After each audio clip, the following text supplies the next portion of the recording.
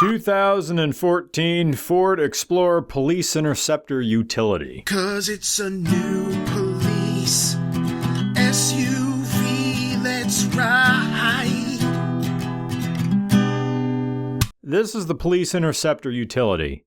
This isn't the wanna look like a cop vehicle. It is a police vehicle, kinda. It is in service, kinda. Originally a sheriff's car, this Interceptor Utility is now a fire command vehicle in Bethlehem. So thank you to Bethlehem Fire and Rescue for allowing Nicholas to work with us. And Nicholas owns this Interceptor himself, so that's how we were able to drive it. Like all police vehicles, Interceptors are gutted before private sale. Nicholas bought it, re-upfitted it with red and white fire emergency lights, radios, and a siren. And this Interceptor never had a divider, so you can put the seats all the way back. The spotlight remains, and this Interceptor has a full service history from a Ford dealer. Right. How fast does it go?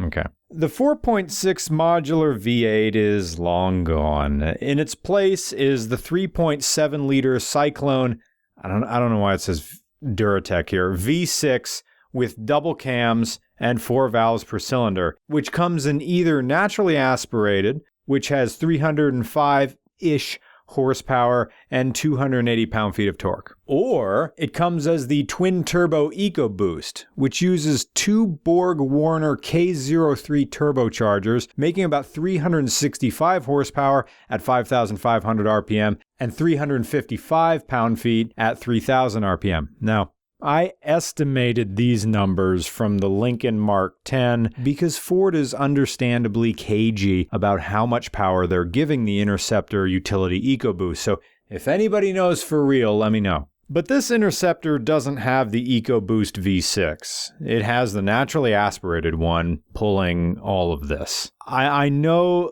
the Cyclone V6 is an improvement over the dime a dozen 4.6 modular V8, which made maybe 250 horse in the omnipresent Crown Vics. But this is me putting my foot to the floor in an NA police utility.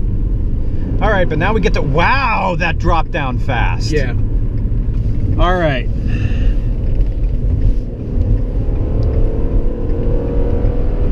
I have my foot on the floor in a police Interceptor Crown Vic.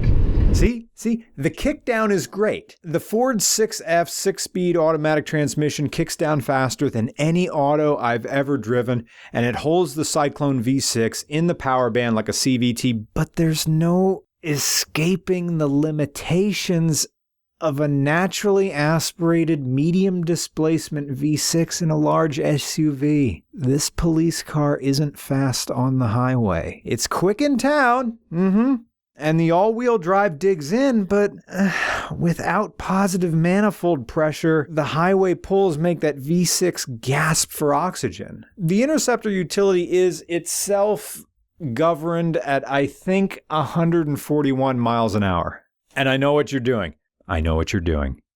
You're listing in your head all the cars that can outrun an NA Interceptor Utility. So I'll help you. Mitsubishi Evo 9, Corvette C7, C6, C5, BMW E92, Hellcat, RX-7 FD, Audi R8, Audi S4. But no one can outrun a radio. It's only available in all-wheel drive, and it has improved traction control and larger disc brakes. This is the official car of casual country music fandom, because if you're going to sit in this thing all day, you're going to get curious with the radio dial. And you know, Garth Brooks is corn-fed, chicken-fried pop country to a lot of people, but that man has 7 albums certified diamond. 7 albums that sold 10 million copies or more. That's more than any other artist in history. And yet, I'll bet there are a lot of people out there who couldn't name one song. Do you even know how catchy Friends in Low Places is, even outside of the context of a drunken bar sing-along? Anyway,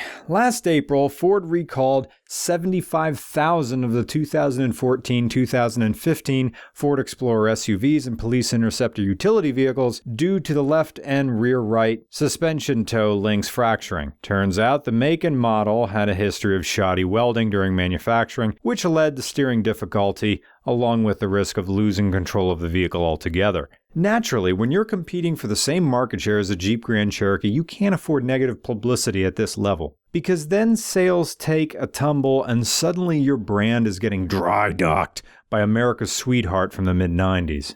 Interceptor Utility, the official car of guys named Steve, going prematurely gray, and spouses who will ask but never understand how my day really was. But why do people react to this car with suspicious awe? This is different from the P-71 Crown Vic, in the sense that the P-71 projected the image of a civilian putting on the costume of authority for his own purposes. But this Explorer actually confers upon the driver a certain measure of authority because this is a modern police car, and that carries with it a kind of civil anxiety. It's all sociology at this point.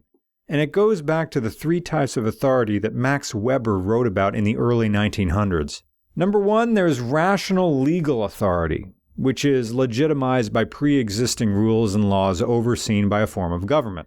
Number two is traditional authority. That's authority that's legitimized by respect for tradition. It's inherited from one generation to the next. You show respect to this authority because everybody does, and everyone before already has. And third is charismatic authority, which is legitimized by the leader's ability to inspire loyalty in his or her followers, whether through qualified skills or charismatic rhetoric. So where does the Explorer land on this chart? Well, it's probably on the rational legal authority side of things. But even then, you have to take into consideration how the aesthetic of law enforcement has changed over the years. This is just what law enforcement looks like now. The P-71 didn't get shifty looks from younger bystanders when we reviewed it, because this isn't what a police car looks like to them anymore. But we got tons of nervous looks from just about everyone we drove past in this thing. And that kind of unease is the consequence of a mistrust in authority, because no matter who you are, you've done something, and your time is coming. At least that's the perception of the bystander. Whether you've done anything wrong or not, it's not hard to tense up when this Explorer rolls by, because it just has the look of ill-gotten authority. You really have no idea what kind of authority figure is going to be on the other side of that windshield. Is it the former nerd who's taking all the resentment of his bullied youth out on the local skate park? Is it the guy who's generally looking to make the world a better place? The guy who idealistically believes in justice? The guy who just let you off with a warning? Or could it be the guy with many straws, of which you're the last one? Or the bro who sees the badge as an extension of the power he abused in high school? All of this is just a creative way of saying police officers are people just like us, with their own virtues and perversions. Behind that glass is just 2 arms, 2 legs, and a head with a brain in it. Maybe a dog. But authority casts a long shadow, and some are motivated by the desire to avoid being consumed by it. To expect every LEO to match Chief Marge Gunderson's purity, richness, and morality, even during moments of crisis, is unreasonable. Regular Car Reviews has a positive relationship with law enforcement because if we've learned anything, it's this. People want to be people. And at the end of the day, to be understood as human. Everybody is wondering when and how they'll break the law. Everybody is worrying who they're gonna ring for their one phone call. But no one knows for certain when they run into the police. Guess I'll just stop disturbing the peace.